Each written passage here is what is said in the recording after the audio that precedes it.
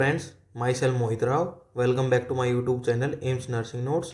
हम NCLEX 8th and 9th edition में comprehensive test दे रखा लास्ट में, वो सोल्व कर रहे थे, जिसके 40 क्वेश्चन हमने सोल्व कर दिए थे। आज हम 41 क्वेश्चन से स्टार्ट करेंगे और आगे कंटिन्यू इस क्लास को करेंगे, ठीक है। और इसके नोट्स आपको मिल जाएंगे PDF फॉर्म में। चलिए स्टार्ट करते हैं। 41 क्वेश्चन।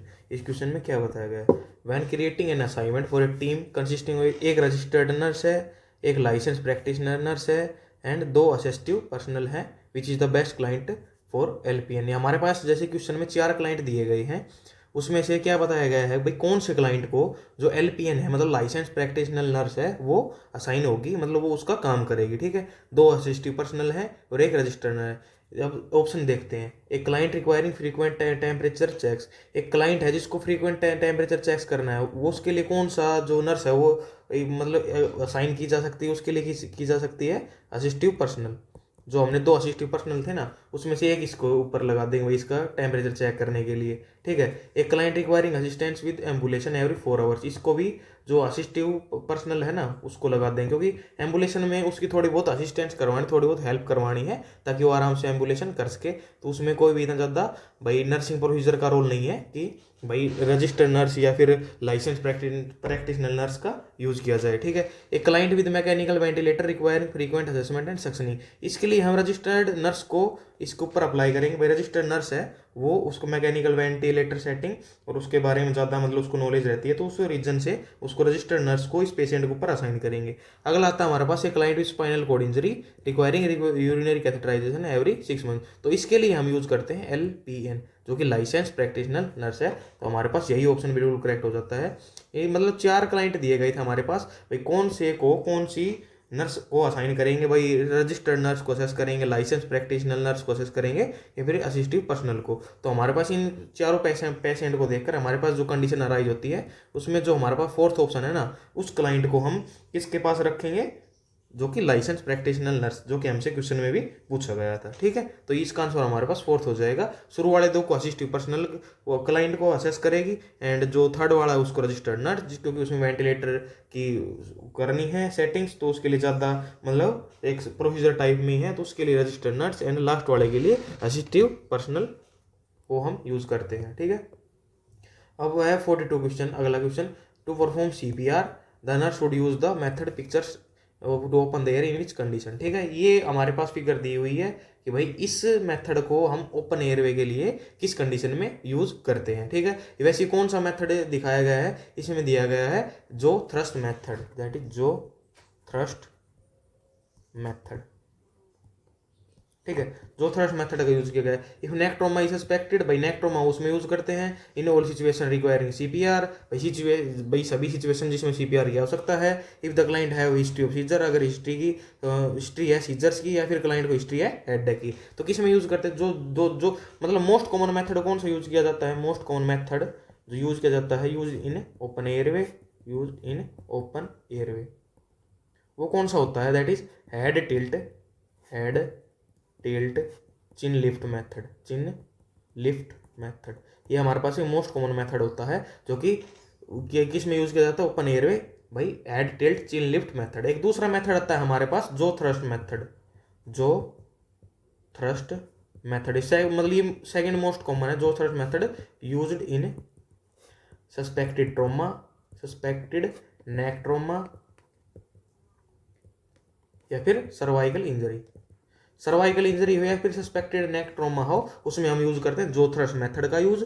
लेकिन मोस्ट कॉमन यूज किया जाता है head tilt chin lift method to open the airway. तो अब ये मेथड यूज किया जा रहा है जो थ्रस्ट मेथड। अब इसमें कौन से यूज करते हैं, ये पहला हमारा ऑप्शन बिल्कुल करेक्ट दे रखा है कि if neck trauma is suspected, अगर नेक ट्रॉमा सस्पेक्टेड हुआ है क्लाइंट में, तो उसमें हम क्या यूज करते हैं, जो थ्रस्ट मेथड का यूज करते हैं। बाकी सभी में हम मोस्ट कॉमन यूज कौन सा करते हैं, that is head tilt chin lift method का हम यूज करते हैं मेनली सभी केसेस के अंदर। ओनली नेक की वो जो ट्रॉमा उसको या फिर जो सस्पेक्टेड सर्वाइकल इंजरी हो उसमें हम कौन सा यूज करते हैं, जो थ्रस्ट मेथड का यूज करते हैं, जो कि इस डायग्राम में भी बताया गया है, ठीक है।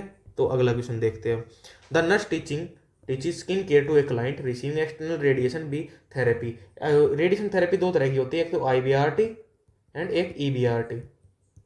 एक होती है इंटरनल बीम रेडिएशन थेरेपी, एक एक्सटर्नल बीम रेडिएशन थेरेपी, दो तरह की होती हैं। जो इन वो होती है इंटरनल वाली में शील्ड और अनशील्ड दो तरह की हो जाती हैं। ये फर्दर ट्रीटमेंट है उसका कैंसर का। तो इसमें हमारे क्वेश्चन में ट्रीटमेंट नहीं पूछा, ये अलग से क्वेश्चन पूछा गया है।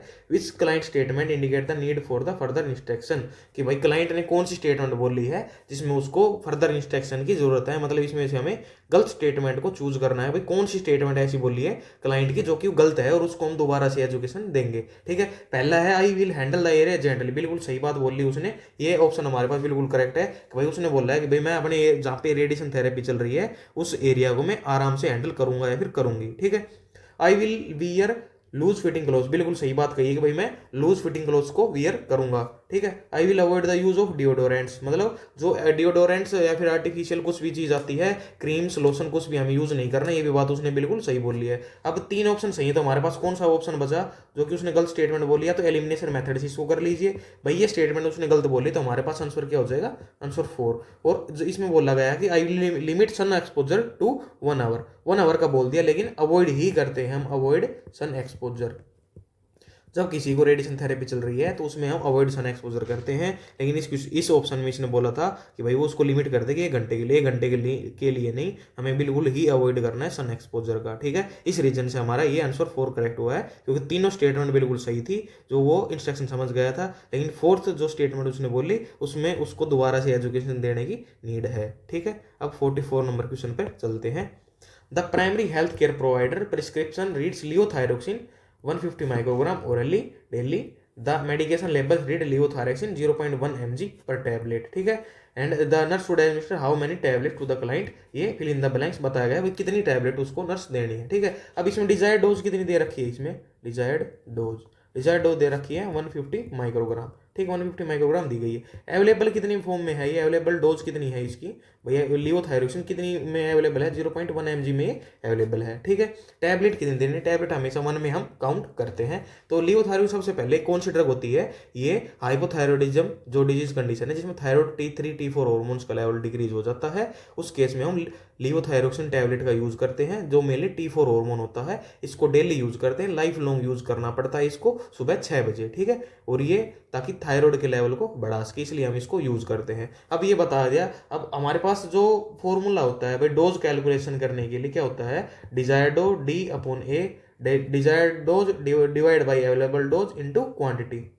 ठीक है, अब इन केस ऑफ टैबलेट के केस में जो क्वांटिटी होती है हमारे पास वो 1 होती है। ठीक है, तब इसको फॉर्मूले पोर्ट कर देंगे, dose equal to desired dose हमारे पास 150 माइक्रोग्राम एंड अवेलेबल डोज हमारे पास 0.1 मिलीग्राम इंटू 1। ठीक है, अब इसको सोल्व करते हैं, ये ऊपर वाला माइक्रोग्राम में था एंड ये मिलीग्राम में। 0.1 मिलीग्राम को अगर हम माइक्रोग्राम में कन्वर्ट करेंगे तो इसको 1000 से मल्टीप्लाई करने पड़ेगा, जो कि क्या हो जाएगा? 100 माइक्रोग्राम हमारा आ जाएगा। तो 0.1 को हम 1000 मतलब 100 माइक्रोग्राम भी लिख सकते हैं। अब 0 0 कट गया, दैट इज 1.5 टैबलेट हो गई कि भाई हम उसको 1.5 टैबलेट देंगे पेशेंट को, दैट इज हम इसमें लिख देते हैं 1.5 टैबलेट। तो हमारा आंसर आ गया 1.5। कैसे आया?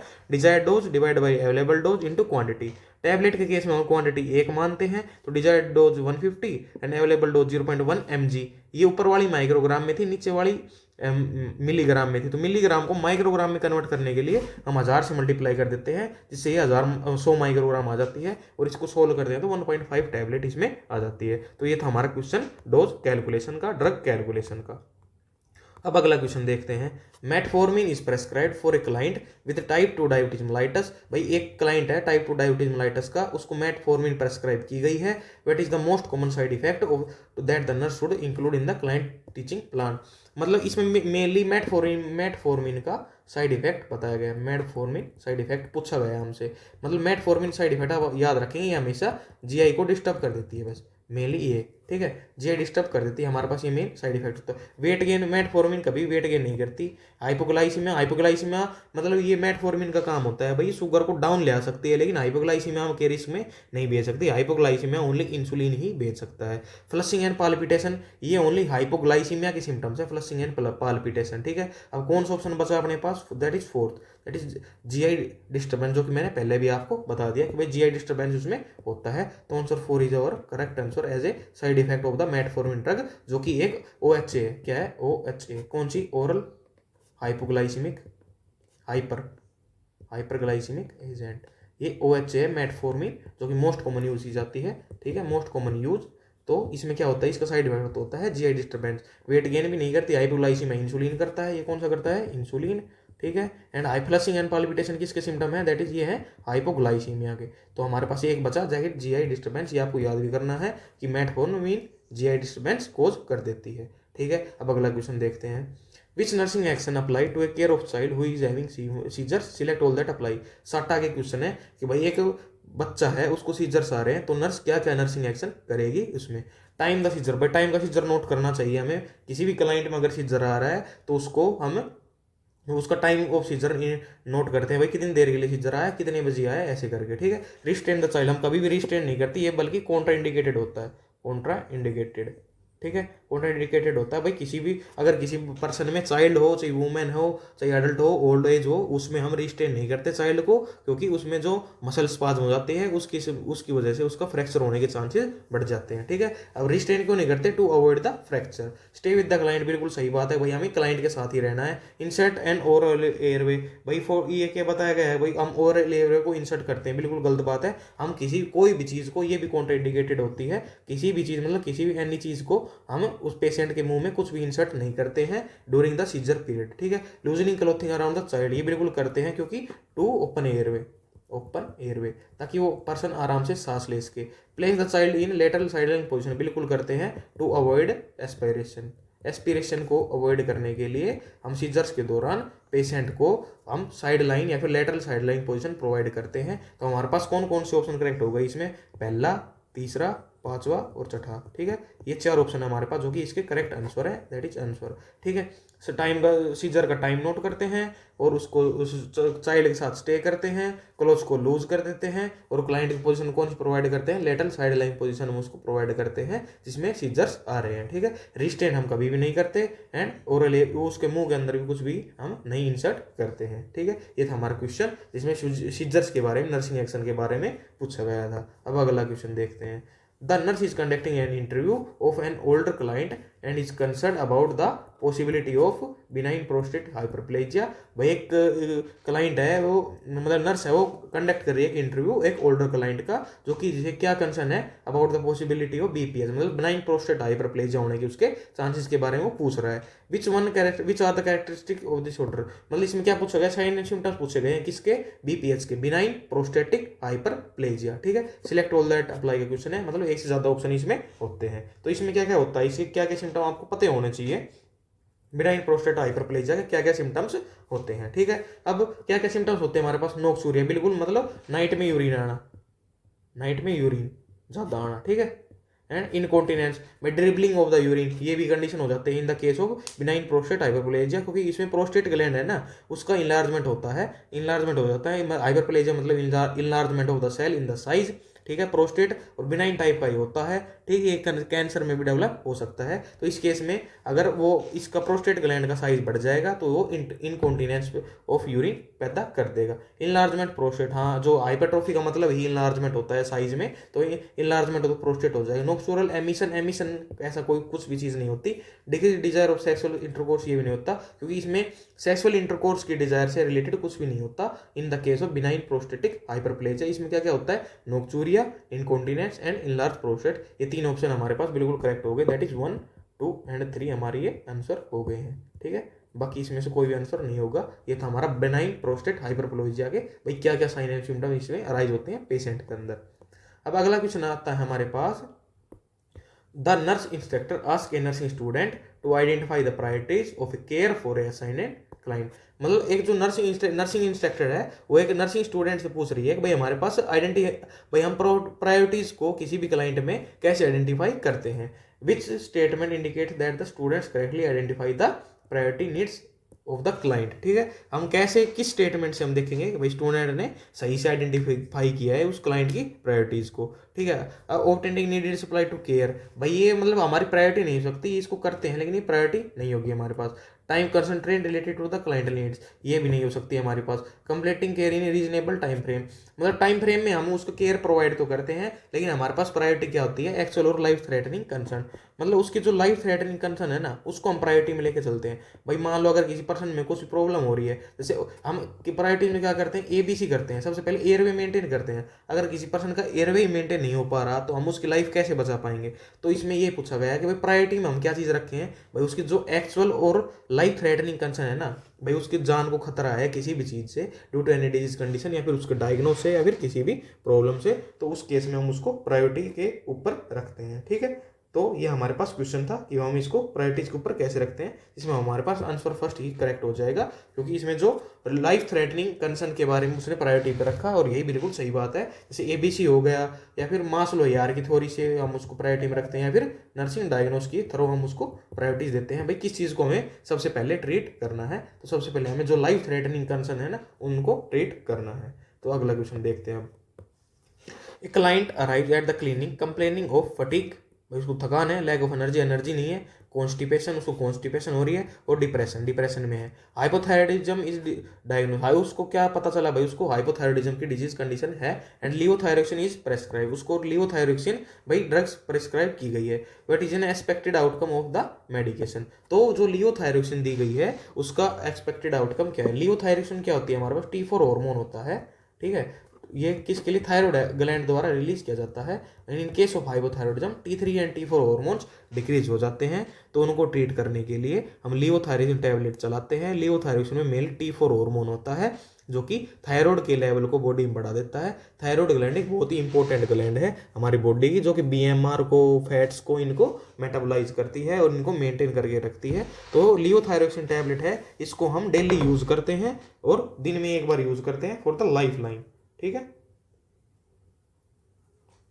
एंड उसके बाद है हमारे पास इसके ऑप्शन है भाई, जो लिवोथायरोक्सिन है वो क्या करेगी इस क्लाइंट जिसमें हाइपोथायरॉयडिज्म। पहले एलिवेट डिप्रेशन, डिप्रेशन के लिए लिवोथायरोक्सिन कभी नहीं होती है, उनके लिए होते हैं एंटी डिप्रेसेंट, जो कि SSRI होती हैं, TC होती हैं, ऐसे करके डिप्रेशन को एलिवेट करने के लिए anti depressant. Increase energy level, इसको हम प्रोटीन दे सकते हैं, लेकिन लिवोथायरोक्सिन की वजह से कभी भी उसकी एनर्जी के लेवल में इंक्रीज नहीं होगा। इंक्रीज ब्लड ग्लूकोज लेवल बिल्कुल गलत ऑप्शन है, क्योंकि जो लिवोथायरोक्सिन टैबलेट है वो हमेशा थायराइड ग्लैंड्स के जो हार्मोन होते हैं T3 एंड T4 उनके लेवल को बढ़ाती है। Achievement in normal thyroid hormones level, बिल्कुल सही बात कही है ऑप्शन में कि भाई नॉर्मल थायराइड हार्मोन्स के लेवल को ये इंक्रीज कर देगा। तो इसका आंसर हमारे पास क्या हो गया, दैट इज आंसर 4। आंसर 4 इसका हमारे पास करेक्ट आंसर हो गया है ड्यू टू दिस ऑप्शन कि भाई लिवोथायरोक्सिन हमारी बॉडी में क्या काम करती है। लिवोथायरोक्सिन क्या करती है, जो नॉर्मल हमारे थायराइड हार्मोन्स है उनके लेवल को मेंटेन करती है, बाकी ऑप्शन कुछ भी नहीं करती लिवोथायरोक्सिन। अब अगला क्वेश्चन आता है, the community health nurse is creating A poster for an educational session for a group of women and will be discussing the risk factor associated with the breast cancer. अब इतनी बड़ी लाइन में पता है क्या पूछा, ये पूछा गया है कि भाई ब्रेस्ट कैंसर के रिस्क फैक्टर कौन कौन से होते हैं। Which risk factor for the breast cancer should the nurse list on the poster, तो लिस्ट कौन सी बनाएगी भाई कौन कौन से रिस्क फैक्टर होते हैं ब्रेस्ट कैंसर के। सिलेक्ट ऑल दैट अप्लाई, हमें समय अप्लाई करने हैं, जो है मतलब इसमें से कौन कौन से ऑप्शन बिल्कुल ठीक है। अब सबसे पहले आपसे ऑप्शन आता है हमारे पास, दैट इज मल्टीपैरिटी। मल्टीपैरिटी में हम क्या करते हैं, मल्टीपैरिटी में कभी भी रिस्क फैक्टर नहीं होता ब्रेस्ट कैंसर का। ठीक है, मल्टीपैरिटी कोई भी रिस्क फैक्टर नहीं होता ब्रेस्ट कैंसर में।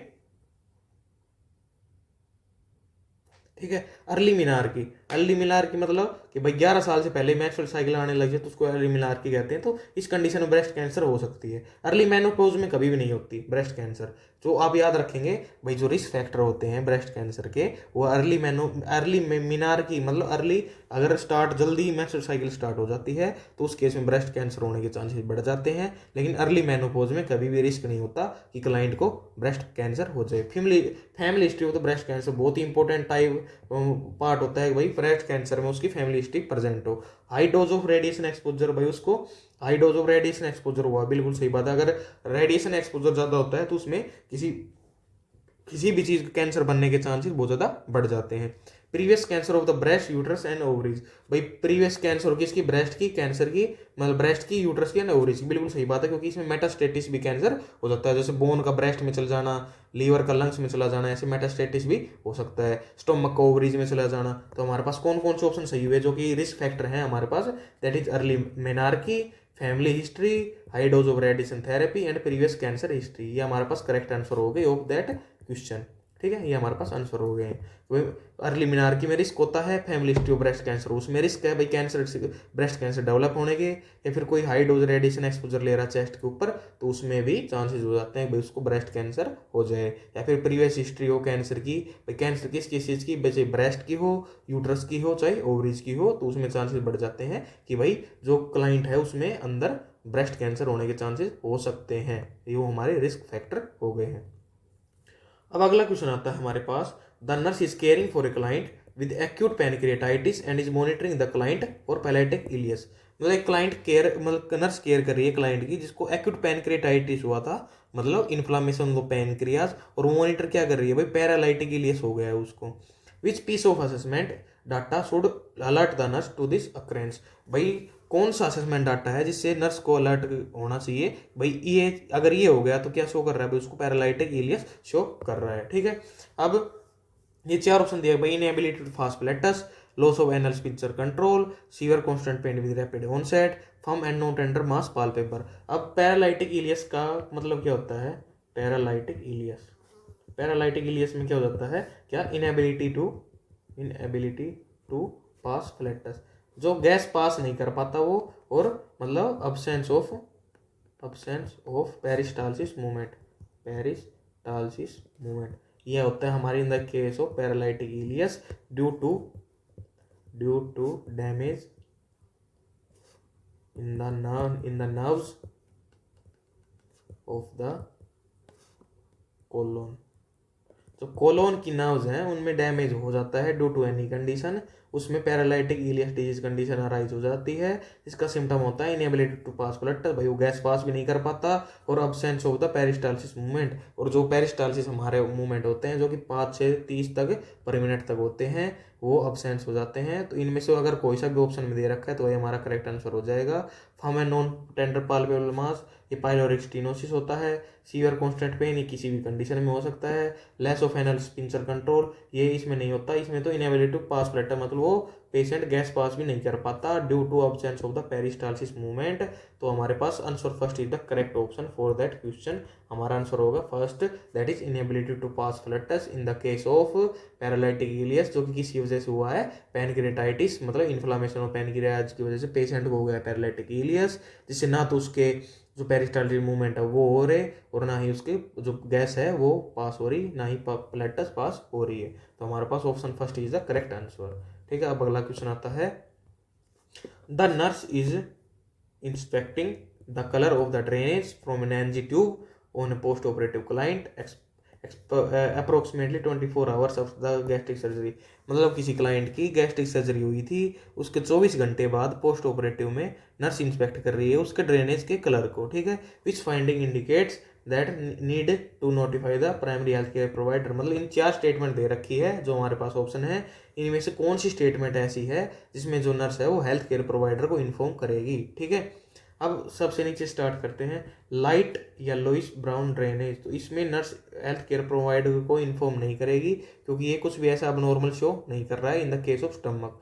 ग्रीन टिंग, ये दोनों पीएच को डिनोट कर रहे हैं, pH of gastric content, pH of gastric content, क्योंकि गैस्ट्रिक कंटेंट में पीएच एसिडिक होती है, एसिडिक पीएच, उसको ये शो कर रहे हैं। डार्क ब्राउन ड्रेनेज, अब डार्क ब्राउन ड्रेनेज है उसमें तो ये भी मतलब नॉर्मल चीज़ है क्योंकि इसमें ये क्लोट्स को शो कर रहा है। जो पोस्ट ऑपरेटिव में 24 आवर्स तक उसमें ब्लीडिंग होती रहती है जो कि हम नॉर्मल ही कंसीडर करते हैं। अगर वो जमा हो जाती है तो उसको क्लोट बोलेंगे, तो क्लोट भी अगर धीरे धीरे निकलेंगे तो ब्राउन कलर की वही ड्रेनेज आने लग जाएगा। अब बचा ऑप्शन हमारे पास dark red drainage. Dark red drainage का मतलब क्या हो गया कि हमारे पास ये एक्टिव ब्लीडिंग हो रही है, it shows active bleeding into stomach. ये क्या शो कर रहा है भाई, स्टोमक में अभी भी एक्टिव ब्लीडिंग है, तो इस केस में हम क्या करेंगे, हेल्थ केयर प्रोवाइडर को इन्फॉर्म करेंगे। ये दैट इज हमारा answer first is the correct option. But dark red drainage का मतलब है भाई पेशेंट में एक्टिव ब्लीडिंग अब भी हो रही है स्टोमक के अंदर, इसलिए डार्क रेड ड्रेनेज आ रहा है उसका, तो इस केस में हम हेल्थ केयर प्रोवाइडर को इन्फॉर्म कर देंगे। डार्क ब्राउन ड्रेनेज में हम क्यों इन्फॉर्म नहीं करेंगे, क्योंकि इसमें क्या है कि भाई उसके क्लोट्स आ रहे हैं, अभी जो पहले ब्लड जमा हुआ था उसके क्लोट्स आ रहे हैं, तो नॉर्मल है कि भाई क्लोट्स बाहर ही आ रहे हैं, ठीक है। Green tea drainage and yellow wish में क्या होता है भाई, पीएच वो एसिडिक होती है स्टमक की, अगर हम उसको एस्पिरेट करके देखते हैं तो ग्रीनिश या फिर येलो इसी कंटेंट वो निकलता है, जो कि नॉर्मल फाइंडिंग है। इसमें हमें हेल्थ केयर प्रोवाइडर को इन्फॉर्म करने की कोई नीड नहीं होती है। अब इसके बाद आता है हमारे पास question, the nurse is preparing to discontinue a client nasogastric tube, मतलब हमें एक क्लाइंट की नेजोगैस्ट्रिक ट्यूब को रिमूव करना है। The client is position properly, भाई क्लाइंट को प्रॉपर पोजीशन दे दी गई है, and the tube has been flushed with 15 ml of the air to clear secretion, और सिगरेशंस को क्लियर करने के लिए जो ट्यूब थी उसको 15 ml एयर के साथ फ्लश भी कर दिया गया है। Before removing the tube the nurse should make which statement to the client, भाई ट्यूब निकालने से पहले नर्स कौन सी स्टेटमेंट क्लाइंट को बोलेगी, भाई हम आपकी टेस्ट ट्यूब कह रहा हूँ, आपकी नेजोगैस्ट्रिक ट्यूब हम निकाल रहे हैं, तो आपको क्या करना है। इसमें नर्स मतलब to remove test tube NG tube, to remove NG tube remove करने के लिए क्या इंस्ट्रक्शन देती है नर्स कि भाई उसको बोलेगी to take deep breath when nurse tells and hold it while removing the tube। इसमें एनजी ट्यूब निकालने का ये तरीका होता है कि हम क्लाइंट को बोलेंगे कि भाई आप डीप ब्रेथ लीजिए और उसको होल्ड कीजिए जब हम उस ट्यूब को निकालेंगे, मतलब उसको डीप ब्रेथ दिलवाई उसको, और फिर हम धीरे धीरे एनजी ट्यूब निकालेंगे, और वो तब तक पेशेंट अपनी ब्रेथ को होल्ड करके रखेगा, ठीक है। अब fourth option, take a deep breath when I tell you and breathe normally while remove, नहीं हमें होल्ड करनी पड़ती है, जैसे नॉर्मली बोलते हैं, लेकिन इसमें होल्ड करना पड़ता है हमें ब्रेथ को जब हम एनजी ट्यूब को रिमूव कर रहे हैं। टेक ए डीप ब्रेथ बिल्कुल सही है यहाँ तक, when I tell you and slowly exhale नहीं करना, हमें होल्ड करना पड़ता है, ये एक्सेल वर्ड गलत है क्योंकि हमें होल्ड करना होता है ब्रेथ को। टेक ए डीप ब्रेथ बिल्कुल सही बात, when I tell you and bear down भी नहीं करना, हमें ब्रेथ को होल्ड करके रखना है, ये आप हमेशा याद रखेंगे। अब हमारे पास ऑप्शन बचा टेक ए डीप ब्रेथ, बिल्कुल सही बात है, and tell you and hold it while I remove, मतलब हमें ब्रेथ को होल्ड करके रखना है। तो हमारे पास कौन सा आंसर करेक्ट हो गया, आंसर फर्स्ट, कि हमें डीप ब्रेथ को होल्ड करके रखना है, डीप ब्रेथ लेनी है, उसको होल्ड करके रखना है, तब हम एनजी ट्यूब को रिमूव करेंगे। इसमें क्या है, इसमें बियर डाउन आ गया इसलिए ऑप्शन गलत हो गया। इसमें एक्सेल के बारे में बता दे तो ये गलत हो गया, और नॉर्मली हम इसको नहीं निकालते हैं, ब्रेथ नॉर्मली नहीं करनी है, हमें डीप ब्रेथ लेके उसको होल्ड करना होता है to remove the NG tube. तो ये था हमारे पास तरीका कि हम नेजोगैस्ट्रिक ट्यूब को कैसे रिमूव करते हैं। तो ये था टेक ए डीप ब्रीथ आप लीजिए और उसको होल्ड कर लीजिए, ठीक है। अब 54 नंबर क्वेश्चन आता है, एक client with history of lung disease is at risk for developing respiratory acidosis, भाई उसको लंग डिजीज है और उसको क्या रिस्क है कि भाई उसको रेस्पिरेटरी एसिडोसिस हो जाएगा। The nurse should assess the client for which sign symptoms characteristic of this disorder. अब क्या बताया है, रेस्पिरेटरी एसिडोसिस। रेस्पिरेटरी एसिडोसिस किस केस में होता है, रेस्पिरेटरी एसिडोसिस होता है ड्यू टू हाइपोवेंटिलेशन, जब पेशेंट ढंग से सांस नहीं ले पाएगा तो पेशेंट हाइपोवेंटिलेट करेगा तो वो मतलब उसमें CO2 स्टोर होने लग जाएगी, या फिर ऑक्सीजन की डिफिशियंसी हो जाएगी, जिसकी वजह से due to deficiency of oxygen patient into hypoxia, patient hypoxia में चला जाएगा।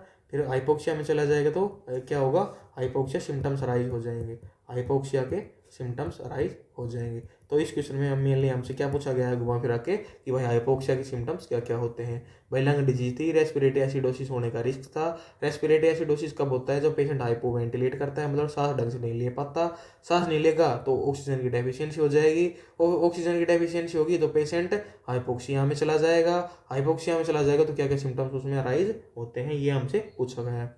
ब्रेडिकार्डिया नहीं होता उसमें, टैकिकार्डिया होता है, तो इसलिए ये ऑप्शन हमारा गलत हो गया, ठीक है। अब डिक्रीज रेस्पिरेशन रेट नहीं, इसमें इंक्रीज होता है रेस्पिरेशन रेट इंक्रीज, ठीक है। एंड हेडेक बिल्कुल सही, रेस्टलेसनेस सही, एंड कन्फ्यूजन बिल्कुल। जब पेशेंट में हाइपोक्सिया होता है किसी भी क्लाइंट में तो उसमें क्या हो जाता है भाई, वो पेशेंट के हेडेक होने लग जाएगा एंड रेस्टलेसनेस शो करेगा। फिर रेस्टलेसनेस शो करेगा क्योंकि उसके ब्रेन के पास प्रॉपर अमाउंट में ब्लड सप्लाई नहीं जा रही है। कन्फ्यूजन भी इसीलिए शो करेगा क्योंकि अगर ब्रेन के पास ब्लड सप्लाई नहीं जा रही तो ऑक्सीजन की सप्लाई भी नहीं जा रही, अगर ऑक्सीजन की सप्लाई नहीं जाएगी तो ब्रेन काम नहीं कर पाएगा और हमारा ब्रेन कन्फ्यूजन में चला जाएगा और बॉडी भी कन्फ्यूज रहेगी। तो हमारे पास ये ऑप्शन बिल्कुल करेक्ट हो गया है।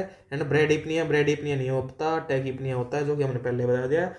Increase respiration rate in the case of hypoxia, हमारी रेस्पिरेशन रेट बढ़ जाती है, ठीक है, और हेडेक हो जाता है, रेस्टलेसनेस हो जाता है एंड कन्फ्यूजन हो जाता है। तो हमारा answer 3 is the correct option for that question कि रेस्पिरेटरी एसिडोसिस में कौन कौन से सिम्टम्स आते हैं। अब रेस्पिरेटरी एसिडोसिस के सिम्टम तो ऐसे याद हो नहीं सकते, अब इसको रिलेट करना पड़ता है। भाई रेस्पिरेटरी एसिडोसिस हुआ है तो पेशेंट हाइपोवेंटिलेट कर रहा था, हाइपोवेंटिलेट किया तो ऑक्सीजन की डिफिशियंसी होगी, ऑक्सीजन की कमी हुई तो हाइपोक्सिया गया, हाइपोक्सिया हुआ तो ब्रेन के पास प्रॉपर अमाउंट में ब्लड सप्लाई और ऑक्सीजन सप्लाई नहीं पहुंच पाई, जिसकी वजह से पेशेंट कंफ्यूजन में लगा। ये हमने यहाँ पे लिख रखा, ठीक है, तो इसका रैशनल ये था।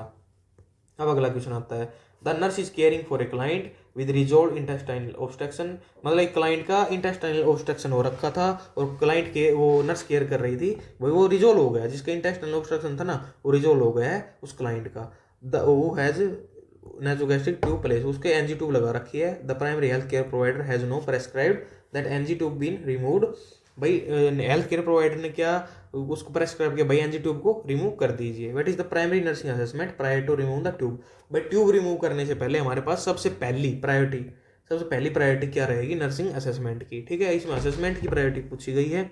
तो जब भी हम एनजी ट्यूब निकालते हैं, मतलब एनजी ट्यूब अगर किसी में इंसर्ट कर रखी है तो उसमें हम क्या मतलब कोई पोस्ट ऑपरेटिव का पेशेंट है, आप ये मान के चलो, अगर कोई पोस्ट ऑपरेटिव का पेशेंट है, अगर उसमें हमें स्टार्ट करनी है, किससे फीडिंग स्टार्ट करनी है एनजी ट्यूब से, तो हम क्या करते हैं, गैस्ट्रिक कंटेंट को निकाल के देखते हैं और उसके बोल साउंड को हम असेस करते हैं चारों क्वाड्रेंट्स में, ठीक है।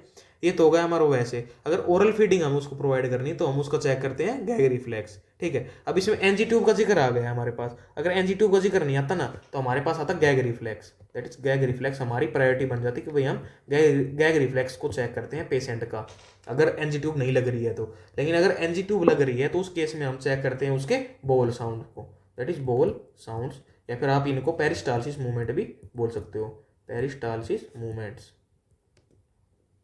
ठीक है। एनजी ट्यूब लग रही है तो बोल साउंड्स को असेस करते हैं, एंड अगर एनजी ट्यूब नहीं लग रही, ओरली हम देख रहे हैं, तो उसको हम गैग रिफ्लेक्स को चेक करते हैं, भाई कॉटन टिप अप्लीकेटर से हम इसको चेक करते हैं। एंड बोल साउंड हम यूज किससे चेक करते हैं, हम स्टेथोस्कोप से उसकी असेस करते हैं। Bowel sound should be check with the help of the stethoscope, हम उसको अस्कल्टेट करके देखते हैं, तो ठीक है। अब देखते हैं एनजी ट्यूब में क्या बताया गया है। ओरल का तो हमने बता दिया गैग रिफ्लेक्स, एनजी ट्यूब का बता दिया बोल sound. Checking the normal serum electrolyte level, नहीं ये हम चेक नहीं करते हैं, इलेक्ट्रोलाइट बैलेंस को चेक नहीं करते हैं।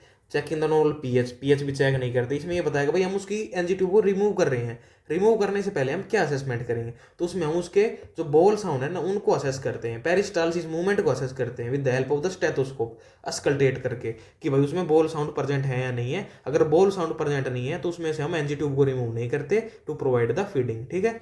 Checking for proper nasogastric tube placement, अब हमें बात ये कह रहा है भाई रिमूव करनी है तो उसमें प्लेसमेंट तो हमें चेक क्यों ही करनी है, वो प्लेसमेंट सही है नहीं है। बाकी प्लेसमेंट का तरीका जो कन्फर्मेटरी होता है वो तो होता है एक्सरे, बाकी हम एस्पिरेशन मेथड का भी यूज कर लेते हैं। चेकिंग फॉर प्रेजेंस ऑफ बोल साउंड, हाँ ये बिल्कुल सही ऑप्शन का है, भाई उसके बोल साउंड को हम चेक करते हैं इन ऑल 4 क्वाड्रेंट्स, सभी क्वाड्रेंट्स में उसके बोल साउंड को चेक करते हैं, जो कि मैंने यहाँ पर भी आपको पहले बता दिया है कि भाई क्यों चेक करते हैं, रीजन क्या है इसका, रैशनल क्या है, ठीक है। तो एक क्वेश्चन हमारा सोल्व हो गया है कि भाई नासोगैस्ट्रिक ट्यूब रिमूव करने से पहले हम उसके चारों क्वाड्रेंट्स में बोल साउंड को असेस करते हैं या फिर पेरिस्टालसिस मूवमेंट को असेस करते हैं। अब अगला क्वेश्चन आता है कि the nurse has reviewed, nurse ने रिव्यू किया with the perioperative client with the procedure of administration of an enema, भाई उसको इनेमा एडमिनिस्टर करना है। Which statement by the client would indicate the need of further instruction, मतलब उसको कौन सी स्टेटमेंट क्लाइंट ने, ये 4 स्टेटमेंट दे रखी है हमारे पास, इनमें से 4 स्टेटमेंट में से कौन सी स्टेटमेंट ऐसी है जो कि क्लाइंट ने गलत बोली है, उसमें नर्स उसको दोबारा से एजुकेशन प्रोवाइड करेगी। तो कौन सी स्टेटमेंट है ऐसी, the nurse the I should tell the nurse if cramping occurs when the fluid is running, भाई क्लाइंट कह रहा है कि भाई वो नर्स को बताएगा जब उसको क्रैम्पिंग होने लग जाएगी, बिल्कुल सही कह रहा है कि भाई वो उसको बताता है, ठीक है। And I know that there will be some cramping after the enema solution, और मुझे पता है कि भाई सब कुछ क्रैम्पिंग उसमें होने होगी जब वो इनेमा सॉल्यूशन इंसर्ट किया जाएगा, ये भी बात भी वो बिल्कुल सही कह रहा है, ठीक है। I should try hold the fluid as possible after running, मतलब हमने इनेमा एडमिनिस्टर कर दिया तो उसको फ्लूइड को होल्ड करने की कोशिश करेगा। अब ठीक है, हमारे पास 3 ही हो गए तो एलिमिनेट करके हमारे पास ये ऑप्शन भी करेक्ट आ गया है कि the enema will be given while I am acting on the sitting in the toilet, मतलब वो टॉयलेट सीट पर बैठा रहेगा तब उसको इनेमा लगाया जाएगा सिटिंग पोजीशन। लेकिन सिटिंग पोजीशन में कभी भी इनेमा नहीं लगाया जाता, तो कौन सी में लगाया जाता है, that is side line position में, साइड लाइन पोजीशन। तो ये स्टेटमेंट हमारे पास बिल्कुल गलत है, तो इसका आंसर हमारे पास क्या हो गया, answer first is the correct answer for that question. कि भाई वो बोल रहा है क्लाइंट कि भाई सिटिंग पोजीशन में इनेमा लगेगा, लेकिन साइड लाइन पोजीशन में हम इनेमा देते हैं। बाकी उसकी सारी स्टेटमेंट बिल्कुल करेक्ट है, उसमें और फर्दर इंस्ट्रक्शन की जरूरत नहीं है। लेकिन जो पहली स्टेटमेंट उसने बोल ली है उसमें उसको फर्दर इंस्ट्रक्शन की नीड है, इसलिए हमारे पास ये फर्स्ट ऑप्शन करेक्ट हो गया है। ठीक है, अब अगला क्वेश्चन देखते हैं भाई कौन सा। A client experiences a great deal of stress and anxiety is being taught to use self-control therapy. Which statement by the client indicate a need of further teaching about that therapy? मतलब उसमें एक therapy provide कर रहे हैं हम stress and anxiety से related to use self control therapy. Which statement by client, कौन सी स्टेटमेंट है जिसमें उसको फर्दर इंस्ट्रक्शन की नीड है। ठीक है, इसमें कौन सी है, this form of therapy can be apply to new situation. बिल्कुल सही बात है भाई, कोई नई सिचुएशन को हैंडल करने के लिए हम स्ट्रेस एंड एंजाइटी के लिए सेल्फ कंट्रोल थेरेपी का यूज करते हैं। And advantage of this technique is the change in the likely to last. ठीक है, ये बात भी बिल्कुल उसने सही बोल ली है। Talking to oneself is basic component of their form therapy. मतलब इस थेरेपी में हम क्या करते हैं, सेल्फ कंट्रोल थेरेपी में हम भाई खुद से ही बात करके उसको रिजोल्व करते हैं ताकि उसमें स्ट्रेस और एंजाइटी ना बन पाए। अब हमने 3 ऑप्शन सही हो गए, तो कौन सा बचा हमारे पास, एलिमिनेट करते हैं। तब भी एलिमिनेट में बता रहा बहुत अच्छी टेक्निक है भाई सिनेरियो बेस्ड क्वेश्चन को सोल्व करने के लिए। हमारे पास fourth answer is correct answer for that question. भाई फोर्थ आंसर हमारे पास करेक्ट हो गया कि भाई इस जो थेरेपी है इसमें कौन सी गलत स्टेटमेंट क्लाइंट ने बोली है। तो नेगेटिव रीइंफोर्मेंस इसमें कभी नहीं होता, इसमें कौन सा होता है, पॉजिटिव रीइंफोर्मेंस इसमें होता है, पॉजिटिव रीइंफोर्मेंस होता है in the case of self control therapy में। ठीक है, ये था हमारा 57 क्वेश्चन। अब है 58 question. The nurse is preparing A list of home care instruction regarding stoma and laryngeectomy care of a client with laryngeal cancer who has a laryngeectomy। मतलब एक laryngeal कैंसर का क्लाइंट था, उसकी laryngeectomy हुई है, मतलब रिमूवल ऑफ द larynx, उसका larynx remove कर दिया गया है, जिसमें स्टोमा बना दिया गया है। तो उसमें होम केयर के बारे में बताया गया है। विच इंस्ट्रक्शन शुड बी इंक्लूडेड, मतलब उसकी जो स्टोमा की केयर है, laryngeectomy केयर है, उसमें हम कौन कौन सी इंस्ट्रक्शन हम उसको प्रोवाइड करते हैं। तो कौन कौन सी करते हैं, जैसे रेस्ट्रिक्ट फ्लूइड इंटेक कभी भी नहीं करते हैं, फ्लूइड इंटेक कभी नहीं करते, इसमें करते हैं इंक्रीज फ्लूइड इंटेक को हम इंक्रीज करते हैं। Obtain a medical alert bracelet, बिल्कुल सही बात है भाई, मेडिक अलर्ट ब्रेसलेट हम ऑब्टेन करते हैं। Keep the humidity in home low नहीं करते हम, इसमें ह्यूमिडिटी को हाई करते हैं। ठीक है, humidity high.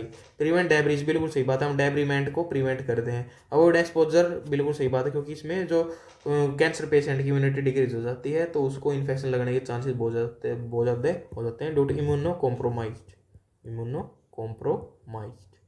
Avoid swimming and use care when showering. ठीक है, ये बिल्कुल सही बात है भाई, हमें स्विमिंग को भी अवॉइड करना है और शावर को भी अवॉइड करना है in the case of laryngeectomy, जिसमें लैरिंक्स को रिमूव कर दिया गया है और स्टोमा बना दिया गया है। उसमें क्या क्या करते हैं तो इसके हमारे कौन कौन से ऑप्शन सही हो गए, ऑप्शन दूसरा, चौथा, पांचवा और छठवा। ठीक है, ये ऑप्शन हमारे पास बिल्कुल करेक्ट है। In the case of laryngeectomy, जिसमें लैरिंक्स को रिमूव कर दिया गया है और स्टोमा बना दिया गया है, तो उसमें हम क्या करते हैं भाई, फ्लूइड इंटेक को रेस्ट्रिक्ट नहीं करते बल्कि इंक्रीज करते हैं, और ह्यूमिडिटी को हम लो नहीं रखते, उसको हाई रखते हैं। तो ये 2 ऑप्शन इसलिए हमारे पास एलिमिनेट हो गए हैं। ठीक है, ये वाला एंड ये वाला एलिमिनेट हमने कर दिए हैं। अब 59 नंबर क्वेश्चन आता है, इसमें क्या पूछा गया है, A primary health care provider prescribed 2000 ml of the 5% dextrose and half normal saline to infuse over 24 hours। भाई 2000 ml क्वांटिटी बताई गई है, टाइम बताया गया है 24 आवर्स, ड्रॉप फैक्टर हमारे पास बताया गया है भाई 15 ड्रॉप्स पर मिनट, जीटीटी होता है drops. The nurse should set the flow rate. अब फ्लो रेट निकालने के लिए इसमें आंसर बताना है, फ्लो रेट निकालने के लिए हमारे पास ऑप्शन एक होता है, फ्लो रेट के लिए हमारे पास एक होता है फॉर्मूला, दैट इज क्वांटिटी नहीं, आप टोटल फ्लूइड लिखिए इसमें, टोटल फ्लूइड कितना दिया है क्वेश्चन में, एंड टोटल टाइम कितना दिया गया है इन मिनट इनटू ड्रॉप फैक्टर। अब इसमें टोटल फ्लूइड दिया गया है हमारे पास 2000 ml। ठीक है, एंड टोटल टाइम हमारे दिया गया है 24 आवर्स, तो 24 आवर्स इंटू 60 मिनट में कन्वर्ट करने के लिए ड्रॉप फैक्टर हमारे पास दिया गया है 15 ड्रॉप्स। ठीक है, 15 ड्रॉप्स। अब इसको सोल्व करते हैं, 15 एकम 15, 15 चौके 60, 4 एकम 4, 4 पंजे 20, 0 0, इस 12, ये 250, ये 6, ये 125, 125/6 हो गया। तो इसकी अगर 125/6 को हम सोल्व करते हैं तो कितना आ जाता है हमारे पास, 6 दूनी 12, 0 एंड 6 8 48, जिसमें 2 बचे। और 20.8 को हम की क्या लिख सकते हैं, दैट इज 21 हम इसको लिख सकते हैं, जो कि हमारे पास आंसर आ गया है। कैसे सोल्व किया हमने भाई, 2000 ml फ्लूइड बताया गया था, 24 घंटे हमें लगाना है, ड्रॉप फैक्टर हमारे पास 15 ड्रॉप पर मिनट है, पर ml है। तो उसको कैसे, एक फॉर्मूला होता है भाई, total fluid divided by total time in minute into drop factor. अब टोटल फ्लूइड 2000 ml और टोटल टाइम 24 घंटे, इसको 60 से मल्टीप्लाई करके इसको मिनट में कन्वर्ट कर दिया। 15 ड्रॉप फैक्टर हमें क्वेश्चन में दे रखा था, तो इसको डिवाइड करके इसको सोल्व करके मैथमेटिकली हमारे पास आंसर आ जाता है दैट इज 20.8, जिसको हम 21 भी लिख सकते हैं। तो इसका आंसर हमारे पास क्या आ गया भाई, 21 ड्रॉप्स पर मिनट। ठीक है, 21 ड्रॉप्स पर मिनट अगर हम लगाएंगे तो 2000 ml फ्लूइड हमारा 24 आवर्स में लग जाएगा। ठीक है, अगर हम 15 ड्रॉप्स पर ml का ड्रॉप फैक्टर रखते हैं तो। अब अगला क्वेश्चन है हमारे पास कि भाई, a client is return to nursing unit after thoracic surgery with chest tube in place. एक क्लाइंट रिटर्न हुआ है किसमें, नर्सिंग यूनिट में, कब, थोरेसिक सर्जरी उसकी हुई है, चेस्ट ट्यूब उसमें लगी हुई है। During the first few hours post operatively what type of drainage should the nurse expect. तो नर्स क्या एक्सपेक्ट करेगी शुरू के कुछ घंटों में, अगर उसकी सर्जरी हुई है तो स्टार्टिंग के कुछ घंटों में उसकी ब्लडी डिस्चार्ज होने लग जाता है स्टार्टिंग कुछ घंटों के बाद। ठीक है, अब कई ड्रेनेज के कई टाइप होते थे, सीरस सैनगुनियस, सीरो सैनगुनियस, ठीक है, ऐसे करके कई तरह के हमारे ड्रेनेज के टाइप होते हैं। लेकिन पोस्ट ऑपरेटिव में फर्स्ट फ्यू आवर्स में क्या हो जाता है, हमारे पास ब्लड डिस्चार्ज होने लग जाता है। ये आप याद रखेंगे, मतलब इसमें कुछ समझने का नहीं है कि भाई शुरू के कुछ घंटों में पोस्ट ऑपरेटिव में कौन सा टाइप का फ्लूइड ड्रेनेज आने लग जाता है, दैट इज ब्लडी टाइप का ड्रेनेज उसमें होने लग जाता है। ठीक है, ये हमारे पास करेक्ट आंसर होगा, इसका आंसर सेकंड, कि भाई कुछ घंटों के बाद पोस्ट ऑपरेटिव में कौन सा फ्लूइड आएगा, ब्लडी ड्रेनेज। अब अगला क्वेश्चन सोल्व करते हैं। अगला क्वेश्चन आता है हमारे पास, एक क्लाइंट है has been radical neck dissection, उसका रेडिकल नेक डिसेक्शन हुआ है एंड बिगिंस टू हेमरेज, उसको हेमरेज होने लग गया है इंसिजन साइड पे, जिसपे उसका इंसिजन लगाया था for the radial neck dissection, उसमें से हेमरेज होने लग गया है। The nurse should take which action in this situation. तो नर्स कौन सा एक्शन लेगी इस सिचुएशन में, सिलेक्ट ऑल दैट अप्लाई का ये क्वेश्चन है। Monitor vital sign, monitor the client airway, apply manual pressure over the site, lower the head of the bed to a flat position, call the primary health care provider. तो इनमें से कौन 5 action है, इनमें से कौन कौन से एक्शन अप्लाई करेगी नर्स अगर किसी पर्सन को हेमरेज हुआ है इंसिजन साइट पर। अब पहले आया हमारे पास मॉनिटर द वाइटल साइन, भाई बिल्कुल सही बात है, वाइटल साइंस को मॉनिटर करेंगे, किसको, हार्ट रेट, बीपी को हम मॉनिटर करते हैं मेनली, तो भाई हेमरेज से ज़्यादा पेशेंट शोक में तो नहीं जा रहा है। मॉनिटर द क्लाइंट एयरवे, तो हमारे पास सारी चीज़ में प्रायोरिटी होती रहे, ABC जिसमें हम बोलते हैं एयरवे, तो हमारी प्रायोरिटी होती है। अप्लाई मैनुअल प्रेशर, हाँ भाई मैनुअल प्रेशर लगा के रखेगी to control the bleeding, haemorrhage को कंट्रोल करने के लिए मैनुअल प्रेशर साइड के ऊपर लगाएगी। Lower the head of the bed, नहीं बिल्कुल गलत बात है, इसको हम फ्लैट पोजीशन पे नहीं देते, फ्लैट पोजीशन की वजह से गलत होगा। इसको हम जैसे क्या देते हैं, Trendelenburg position, that is Trendelenburg position, Trendelenburg position इसमें प्रोवाइड करते हैं ताकि वाइटल्स ऑर्गन के पास आराम से ब्लड पहुंच के। Call the primary health care provider को, हम बिल्कुल सही बात है, हेल्थ केयर प्रोवाइडर को कॉल करेगी नर्स इमीडिएटली अगर उसको पेशेंट को हेमरेज हो रहा है जहाँ पे उसका इंसिजन साइट है। तो हमारे पास कौन कौन से क्वेश्चन करेक्ट हो गए इसमें, पहला, दूसरा, तीसरा और पांचवा हमारे पास करेक्ट आंसर हो गए इस केस में। तो भाई वाइटल साइन से मॉनिटर करेगी एंड क्लाइंट का एयरवे असेस करेगी और अप्लाई मैनुअल प्रेशर अप्लाई करेगी और call the primary health care provider को कॉल करेगी। ठीक है, अब अगला क्वेश्चन देखते हैं। A sexually active young adult client has been developed a viral hepatitis. एक क्लाइंट है जो कि सेक्सुअली ज़्यादा एक्टिव है, उसको क्या होगा, वायरल हेपेटाइटिस डेवलप हो गया है। Which client statement indicate the need of further teaching. तो क्लाइंट की कौन सी स्टेटमेंट में उसको फर्दर टीचिंग की नीड है, तो कौन सी नीड है भाई, ऐसा स्टेटमेंट हमें चूज करनी है जिसमें नर्स उसको दोबारा से एजुकेशन देगी, वही हमारा करेक्ट आंसर हो जाएगा। I should avoid drinking alcohol, बिल्कुल सही बात कही भाई, वो अवॉइड कर देगा अल्कोहल को, तो इसमें और टीचिंग देने की जरूरत नहीं है। And I can go back to the work right away, बिल्कुल गलत बात है क्योंकि इसमें भाई वो उसको प्रॉपर रेस्ट दिया जाता है, प्रॉपर ट्रीटमेंट के बाद ही उसको वो वर्क पे के ऊपर जा सकता है, क्योंकि उससे ये फैलने की समस्या बहुत ज़्यादा बढ़ जाती है कि भाई वो और किसी को भी वायरल हेपेटाइटिस हो सकता है ड्यू टू दैट पर्सन। तो उसको ये एडवाइस बिल्कुल नहीं करेगी और इसमें फर्दर एजुकेशन देगी कि भाई आप काम पर दोबारा से नहीं जा सकते इतनी जल्दी। ठीक है, आंसर क्या हो गया हमारे पास? सेकंड हो गया आंसर, सेकंड। तो अगला देखते हैं, my partner should get the vaccine. हाँ भाई, उसके पार्टनर को वैक्सीन लगनी चाहिए। A condom should be used for sexual intercourse. Sexual intercourse के लिए कॉन्डम का यूज करना चाहिए। तो ये 3 स्टेटमेंट, पहली तीसरी चौथी स्टेटमेंट उसने बिल्कुल सही कही है, लेकिन जो स्टेटमेंट कही है ना, I can go home to work right away, ये उसकी बिल्कुल स्टेटमेंट गलत है। तो इस कंडीशन में उसको फर्दर एजुकेशन हम देंगे कि भाई आप अभी काम पर नहीं जा सकते, आपको थोड़ी अभी ट्रीटमेंट की आवश्यकता है। ठीक है, तो इस क्वेश्चन का हमारे पास आंसर कौन सा होगा? Option second. अब अगला क्वेश्चन है हमारे पास, the nurse should include which intervention in plan of care of a client with hypothyroidism. Hypothyroidism का हमारे पास पेशेंट है, इसमें T3 एंड T4 डिक्रीज हो जाते हैं। उस केस में क्या है, हमें क्या क्या इंटरवेंशन करनी है? Provide a cool environment for the client. बिल्कुल गलत बात है, क्योंकि इसमें क्या होता है, पेशेंट को कोल्ड इंटॉलरेंस पहले ही होता है।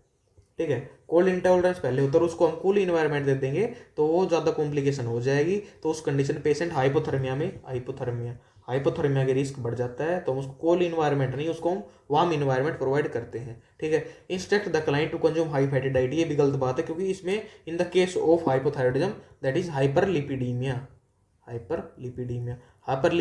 हो जाता है, कोलेस्ट्रॉल बढ़ जाता है, ट्राइग्लिसराइड बढ़ जाते हैं, HDL मतलब LDL बढ़ जाता है और HDL डिक्रीज हो जाता है in the case of hypothyroidism. तो उसको हम कभी भी ये सजेस्ट नहीं करेंगे कि भाई आप हाई फैट डाइट लो, उसको हम देते हैं लो फैट डाइट। तो ऑप्शन हमारा ये भी गलत हो गया है। Instruct the client about thyroid replacement therapy. हाँ, क्योंकि इसमें थायराइड रिप्लेसमेंट थेरेपी दी जाती है, जिसमें मेनली लीवोथायरोसिन टैबलेट का यूज किया जाता है, जो कि T4 हार्मोन हमारा होता है, वो दवाई दी जाती है। Encourage the client to consume fluids and high fibre so foods in the diet. बिल्कुल सही बात है, क्योंकि इसमें कॉन्स्टिपेशन हुआ रहता है पेशेंट को due to the hypothyroidism, constipation रहेगा। ठीक है, तो उस केस में क्या हो जाता है, हम उसको इंकरेज करेंगे क्लाइंट को, भाई वो फ्लूइड ज़्यादा से ज़्यादा ले और हाई फाइबर डाइट ले, ताकि उसकी कॉन्स्टिपेशन को प्रिवेंट हम कर सकें। ठीक है, inform the client that iodine preparation. बिल्कुल गलत बात है, हम उसमें आयोडीन की प्रिपरेशन कभी भी नहीं देते हाइपोथायरॉयडिज्म में। Instruct the client to contact the primary health care provider if episodes of the chest pain अगर चेस्ट पेन के एपिसोड हो रहे हैं तो उस कंडीशन में आपको हेल्थ केयर प्रोवाइडर को कॉन्टैक्ट करना है। ये बात भी उसने बिल्कुल सही की है। तो ऑप्शन हमारे पास कौन कौन से करेक्ट हो गए, जिसमें तीसरा, चौथा और छठा, 3 ऑप्शन हमारे करेक्ट आंसर हो गए हैं इस क्वेश्चन में। क्योंकि अगर कूल इन्वायरमेंट को हम अवॉइड क्यों कर रहे हैं, क्योंकि हाइपोथर्मिया की कंडीशन में पेशेंट को पहले ही कोल्ड इंटॉलरेंस हुआ रहता है और उससे हाइपोथर्मिया पेशेंट में चला जाएगा, तो उसको अवॉइड करते हैं। अब हाई फैटी डाइट क्यों अवॉइड कर रहे हैं, क्योंकि उसमें पेशेंट में ड्यू टू द हाइपोथायरॉयडिज्म उसमें क्या हो जाता है, हाइपरलिपिडीमिया हो जाता है। तो उसको अवॉइड करने के लिए हम लो फैट डाइट उसको देते हैं। थायराइड रिप्लेसमेंट थेरेपी के बारे में बताते हैं, उसको इनकरेज करते हैं फ्लूइड और हाई फाइबर डाइट के लिए, क्योंकि उसमें कॉन्स्टिपेशन बनी हुई रहती है, उसको प्रिवेंट करने के लिए हम उसको यूज़ करते हैं हाई फाइबर डाइट को। और हेल्थ केयर प्रोवाइडर को कॉन्टैक्ट करने के लिए कहेंगे अगर उसके चेस्ट पेन होता है तो। अब अगला क्वेश्चन आता है हमारे पास, एक client with diagnose with glaucoma. Glaucoma एक आई की डिसऑर्डर है, जिसमें जो IOP बढ़ जाता है। ये 2 तरह के होते हैं, तो open angle and close angle glaucoma, 2 तरह का ग्लूकोमा होता है। Which piece of nursing assessment data identifies the risk factor associated with this eye disorder. तो कौन सा असेसमेंट डाटा है, नर्सिंग असेसमेंट डाटा है जो आइडेंटिफाई कर रहा है भाई रिस्क फैक्टर है आई डिसऑर्डर के लिए।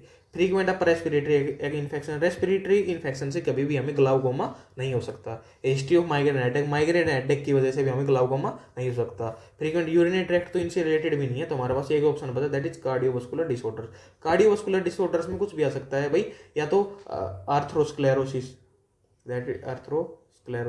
भाई फैटी प्लग का डिपोजिशन हो जाना, जिससे मेनली ग्लाउकोमा में क्या हो जाता है, दैट इज इंक्रीज IOP। जो इंट्राओकुलर प्रेशर होता है हमारे पास वो इंक्रीज हो जाता है ग्लाउकोमा में, जो कि 2 तरह का होता है। कौन कौन सा, open angle and close angle. ये बहुत बड़ा अच्छा टॉपिक है, इसको फिर कभी क्लास में करवाएंगे। Open angle and close angle 2 तरह के हमारे पास ग्लाउकोमा होते हैं, जिसमें IOP मेनली बढ़ जाता है। किसकी वजह से बढ़ जाता है, उसका रिस्क फैक्टर एक ये भी है भाई, कार्डियोवास्कुलर डिसऑर्डर अगर किसी पर्सन में है तो उसमें क्या हो जाता है, जो ग्लाउकोमा होने के चांसेस बहुत ज़्यादा बढ़ जाते हैं। तो आंसर फर्स्ट हमारा रिस्क फैक्टर है टू मतलब risk of the glaucoma. Glaucoma करने के लिए कार्डियोवास्कुलर डिजीज कंडीशन भी बहुत बड़ा रोल अदा करती हैं to arise that condition, that is glaucoma. अब अगला क्वेश्चन आता है हमारे पास, the client with retinal detachment, client को क्या हुआ है, RD हुआ है, retinal detachment, is admitted to the nursing unit in preparation for repair procedure, repair procedure के लिए उसको नर्सिंग यूनिट में एडमिट किया गया है। Which prescription should the nurse anticipate, तो कौन से प्रिस्क्रिप्शन के नर्स एंटिसिपेट करेगी, मतलब कौन सा प्रिस्क्रिप्शन उसके ऊपर अप्लाई करेगी।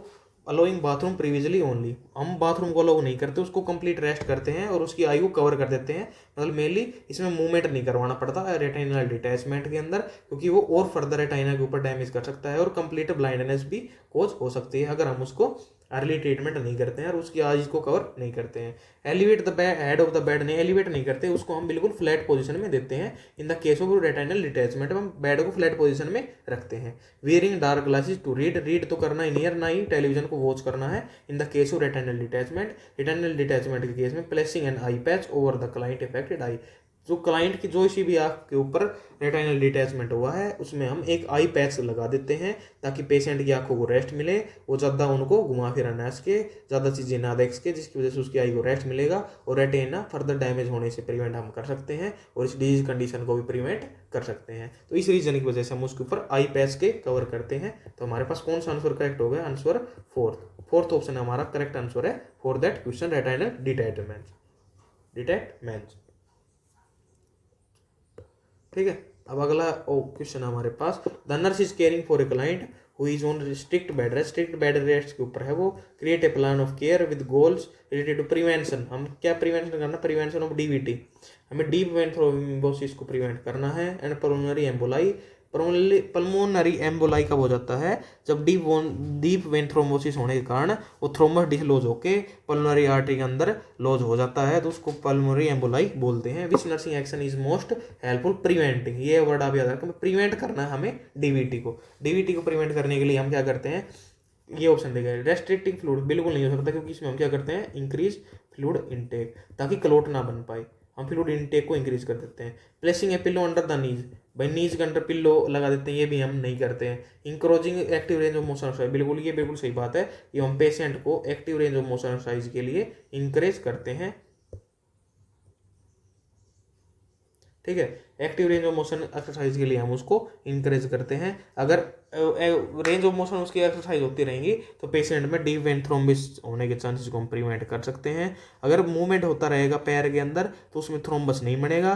थ्रोम्बस किसकी वजह से होता है, जब ब्लड एक जगह रुकता है, स्टेटिस, जो ब्लड स्टेटिस होता है उसकी वजह से, और एंडोथेलियम जो लेयर होती है हमारे पास ब्लड वेसल्स की, वो उसके डैमेज होने के कारण से डीप वेन थ्रोम्बोसिस बन जाता है। लेकिन अगर हम पैर की एक्टिव रेंज ऑफ मोशन करवाते रहेंगे तो ब्लड रुकेगा नहीं, ब्लड नहीं रुकेगा तो क्लॉट नहीं जमेगा, ठीक है, फिर थ्रोम्बस भी नहीं बनेगा और डीप वेन थ्रोम्बोसिस को हम प्रिवेंट कर सकते हैं। अप्लाइंग हीटिंग पैड हम कभी भी अप्लाई नहीं करते हैं इस कंडीशन में। तो हमारे पास आंसर क्या होगा, answer 3 is the correct answer for that question of the DVT, deep vein thrombosis and pulmonary emboli.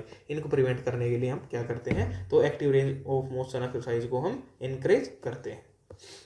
अब अगला क्वेश्चन हमारे पास आता है कि the nurse is caring for a client who is at risk for suicide.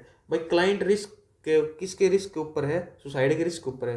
But is the priority nursing action, priority nursing action हमारे पास इस case में क्या रहेगा, इन the case of suicide, client को रिस्क कभी सुसाइड करेगा तो इसमें क्या है, provide hope and reassurance that the problem will resolve themselves. ये हम उसकी झूठी आस्था, मतलब उसको झूठ नहीं बोलेंगे भाई आपको सब कुछ ठीक हो जाएगा, ये हो जाएगा, रीअश्योर नहीं करेंगे, वो भी झूठा, ठीक है, कि भाई आपकी प्रॉब्लम अपने आप सोल्व हो जाएंगी, ऐसा हम उसको बिल्कुल नहीं करेंगे। उसका प्रॉपर केयर करेंगे और उसको, मतलब अथॉरिटी है और जो बाकी स्टाफ है ना उनको भाई बता देंगे भाई ये सुसाइड के रिस्क के है, तो उसके ज़्यादा से ज़्यादा केयर की जाए।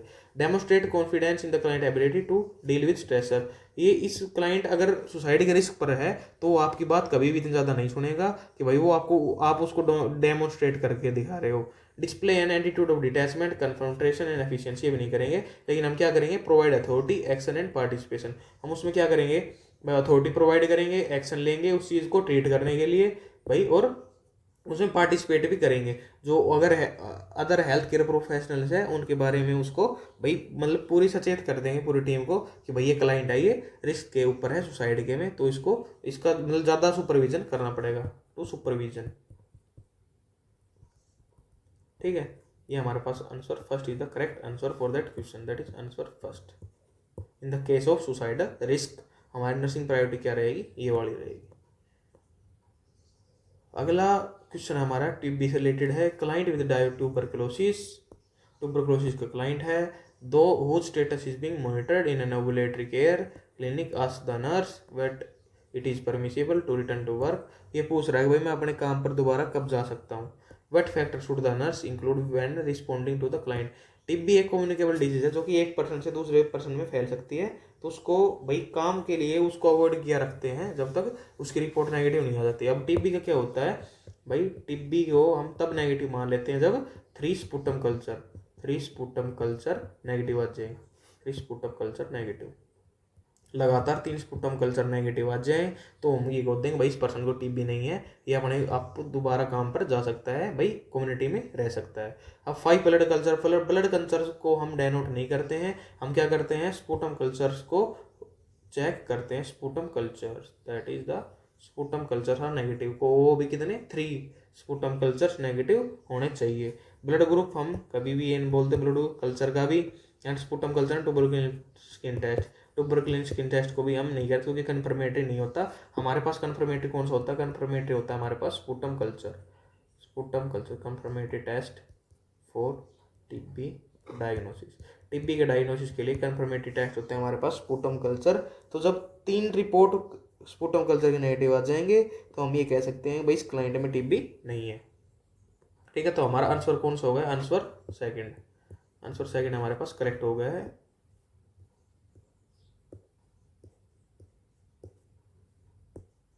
ठीक है, अगला है हमारे पास question, a client comes in the emergency department में क्लाइंट आया है after an assault and extremely agitated trembling and hyperventilate, वो हाइपरवेंटिलेट कर रहा है, and what is the priority nursing action for that client. ठीक है, उसकी क्लाइंट की प्रायोरिटी नर्सिंग प्रायोरिटीज क्या रहेंगी उस केस में अगर उसको असल्ट हुआ है और वो एक्सट्रीमली एजिटेटेड है, ट्रैम्बलिंग कर रहा है और हाइपरवेंटिलेट कर रहा है। तो begin to teach relaxation technique, encourage the client to discuss to the assault, remain with the client until the anxiety decreases, place the client in quiet room along to decrease stimulation। ठीक है, अब देखिए इनको solve करते हैं। Begin to teach relaxation technique, भाई उसको relaxation technique हम स्टार्ट करेंगे, लेकिन सबसे पहले क्या करेंगे भाई, वो अगर पेशेंट हाइपर वेंटिलेट कर रहा है, भाई भाग्या हुआ है आपके पास, घबराया हुआ है, बहुत ज़्यादा पड़ता गिरता आ रहा है, तो वो क्या करेंगे, उसको आते ही रिलैक्सेशन टेक्निक थोड़ी सिखा देंगे। ये हमारा बाद का काम होता है, late priority, not first priority, this is our late priority. Encourage the client to discuss the assault, जब पेशेंट शांत होगा तभी तो उसके साथ डिस्कस करेंगे, उसको इनकरेज करेंगे कि भाई वो जो भी आपके साथ असोल्ट हुआ उसको आप हमारे साथ डिस्कस कीजिए। आते ही तो उसके साथ डिस्कस थोड़ी करने लग जाएंगे। Remain with the client until the anxiety decrease, हाँ ये बिल्कुल सही बात कही है कि भाई हम क्लाइंट के साथ ही रुकेंगे, जब तक उसकी एंजाइटी डिक्रीज नहीं हो जाती तो तब तक हम उस क्लाइंट के साथ रहेंगे, उसके साथ उसको इमोशनल सपोर्ट प्रोवाइड करेंगे, साइकोलॉजिकल सपोर्ट प्रोवाइड करेंगे, और उसके बाद ये स्टेप करेंगे कि भाई उसको रिलैक्सेशन टेक्निक सिखाएं या फिर उसको इंकरेज करें कि भाई वो अपने असोल्ट के बारे में डिस्कस करे। तो अगला ऑप्शन ये हमारे पास एक ऑप्शन करेक्ट हो लिया, तो ये बिल्कुल गलत हो ही गया। तो क्या हो गया हमारे पास आंसर 3 हमारे पास ये बिल्कुल करेक्ट आंसर है ऑफ दैट क्वेश्चन, कि हम क्लाइंट के साथ रुकेंगे और जब तक उसकी एंजाइटी रिजॉल्व नहीं हो जाती है। तो अगला क्वेश्चन है हमारे पास, the nurse is creating a plan of care for a client who was experience anxiety after the loss of job, मतलब क्लाइंट की जॉब छूट गई है और उसको एंजाइटी होने लग रही है। The client is no verbalising concern regarding the ability to meet role expectations and financial obligations which priority nursing problem for that client. ठीक है, उसकी जॉब छूट गई है और उसको एंजाइटी बहुत ज़्यादा हो रही है, सीवियर एंजाइटी हो रही है, तो इस केस में हमारी पहली नर्सिंग प्रायोरिटी क्या रहेगी। ठीक है, किस चीज़ को हम भाई इसको क्या चीज़ में देखेंगे, भाई एंजाइटी तो उसको हो ही रही है। ठीक है, अनरियलिस्टिक नहीं हो सकती हमेशा, एंजाइटी हमेशा रियलिस्टिक आउटलुक होती है। Lack of ability to cope effectively, मतलब उसमें एक एबिलिटी की मतलब डिफिशियंसी है किसकी, भाई वो कोप नहीं कर पा रहा, उससे उसकी जॉब छूट गई। ठीक है, वो उसके साथ कोप नहीं कर पा रहे, डिफेंस मैकेनिज्म का ही है, डिफेंस मैकेनिज्म। ठीक है, disturbance in thought and idea, उसके थॉट्स एंड आइडिया में कोई भी डिस्टर्बेंस नहीं है, लेकिन उसको एंजाइटी हो रही है, वो भी शेयर टाइप की, क्योंकि वो कोप अप नहीं कर पा रहा है अपनी भाई इस कंडीशन के साथ। भाई उसको जो छूट गई लेकिन उसको कोप अप करना चाहिए इफेक्टिवली, तो उसकी एबिलिटी छूट गई है, उसके लिए हम उसको कंसिडर करते हैं that is lack of ability to cope effectively. ठीक है, अब अगला क्वेश्चन आता है हमारे पास, the nurse is monitoring, nurse monitor क्या कर रही है, the nurse is monitoring that the chest tube drainage system in client with chest tube लगा रखी उसको। The nurse notes intermittent bubbling in the water seal chamber, जो water seal chamber है उसमें इंटरमिटेंट मतलब बीच बीच में बबलिंग हो रही है। Which is the most appropriate nursing action, तो सबसे मोस्ट अप्रोप्रिएट नर्सिंग एक्शन क्या रहेगा इन केस में कि भाई जब उसकी वाटर सील चैम्बर में इंटरमीडिएट बबलिंग हो रही है। तो check for air leakage, air leakage की हम चेक नहीं करते क्योंकि इसमें जब अगर कंटिन्यूस बबलिंग होती है ना, कंटिन्यूस बबलिंग, तो उस केस में हम क्या करते हैं भाई चेक फॉर ईयर लीकेज करते हैं। डॉक्यूमेंट द फाइंडिंग, हाँ बिल्कुल, क्योंकि ये बिल्कुल नॉर्मल फाइंडिंग है जो ये हमने इस क्वेश्चन में बताया गया भाई इंटरमीडिएट बबलिंग हो रही है, क्या है नॉर्मल फाइंडिंग। तो नॉर्मल फाइंडिंग को हम क्या करते हैं हमेशा डॉक्यूमेंट करते हैं। नोटिफाई करना ही नहीं क्योंकि नॉर्मल फाइंडिंग है। Change the chest drainage change करनी क्यों है अगर नॉर्मल फाइंडिंग है। अगर अगर इस क्वेश्चन में आ जाता भाई कंटिन्यूस बबलिंग हो रही है तो उस केस में हम क्या करते भाई चेक द एयर लीक, उसमें हमारा ऑप्शन फर्स्ट करेक्ट हो जाता अगर क्वेश्चन में आता भाई कंटिन्यूस बबलिंग है। लेकिन अगर क्वेश्चन में ये है इंटरमीडिएट बबलिंग है तो ये नॉर्मल फाइंडिंग है, इस केस में हम डॉक्यूमेंट द फाइंडिंग ही करते हैं, भाई फाइंडिंग को हम डॉक्यूमेंट करते हैं। ठीक है, तो हमारे पास ये आंसर बिल्कुल करेक्ट हो गया, answer second. Correct answer second है भाई, डॉक्यूमेंट कर देंगे हम फाइंडिंग को क्योंकि इंटरमीडिएट बबलिंग बिल्कुल नॉर्मल फाइंडिंग होती है। अब अगला क्वेश्चन हमारे पास, after performing any initial abdominal assessment on a client with nausea and vomiting the nurse should expect to note which finding. भाई क्लाइंट को नोजिया एंड वोमिटिंग हो रही थी और उसके इनिशियल एब्डोमिनल असेसमेंट करना है तो उसमें क्या फाइंड हम करते हैं। तो इसमें है very high pitch low loud rushes auscultated especially in 102 quadrant, 102 quadrant में नहीं होता, उसमें 4 के 4 क्वाड्रेंट में होता है।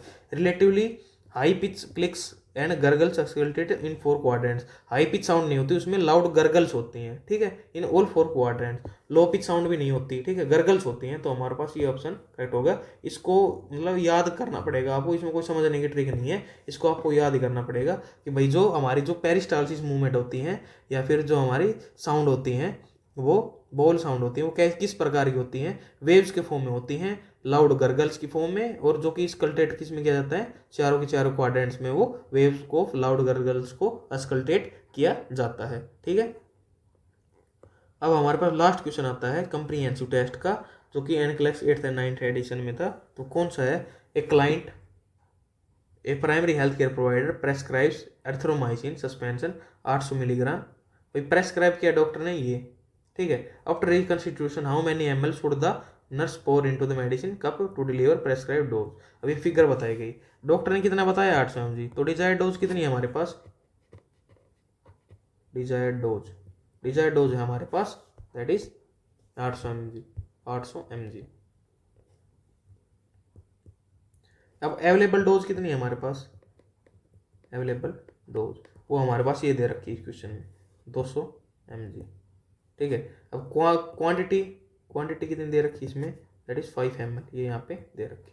अब ऑप्शन था हमारे पास डोज को कैलकुलेट करने के लिए D/A/Q, desired dose upon available dose into Q। अब डिजायर्ड डोज 800 है, ठीक है, अवेलेबल डोज 200 है, एंड क्वालिटी हमारे पास 5 ml में, 200 एकम 200, 200 चौके 800, 5 चौके 20, 20 ml हमारे पास करेक्ट आंसर होगा इसका, दैट इज 20 ml।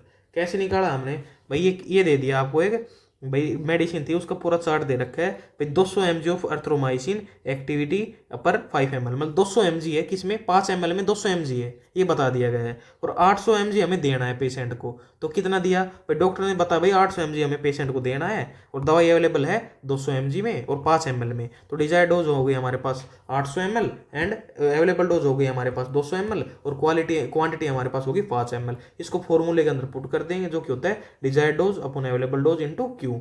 ठीक है, अब 800 डिवाइड बाई 200 इंटू 5, जिसको अगर इसको सोल्व करेंगे तो इसका 20 ml इसका आंसर हो जाता है जो कि हमने यहाँ पे लिख दिया है। तो ये था हमारा कंप्रीहेंसिव टेस्ट फॉर दैट, वो नैन class 8th and 9th addition का है। इसकी कंप्लीट नोट्स जो कि 75 क्वेश्चन है, इनके नोट्स आपको हमारे टेलीग्राम चैनल पर मिल जाएंगे कंप्लीट PDF, जिसका लिंक आपको इस वीडियो के डिस्क्रिप्शन में मिल जाएगा। तो आप वहाँ से जाके डाउनलोड कर सकते हैं और अपनी कंपटीशन की तैयारी और बेहतर तरीके से कर सकते हैं। और ये सीरीज के बाद हम स्टार्ट करने जा रहे हैं NCLEX 9th edition, NCLEX 9th edition के क्वेश्चन सोल्व करेंगे हम। क्वेश्चन सोल्व हम स्टार्ट करेंगे नर्सिंग फाउंडेशन से, नर्सिंग फाउंडेशन नर्सिंग फाउंडेशन हम उसको स्टार्ट करेंगे, ठीक है। वो पूरी सीरीज बनाएंगे एनक्लेक्स 9th एडिशन की, उसके सारे सिनेरियो बेस्ड प्रैक्टिकल बेस्ड हम डेली सोल्व करेंगे एक क्लास में। तो इतनी वीडियो देखने के लिए धन्यवाद।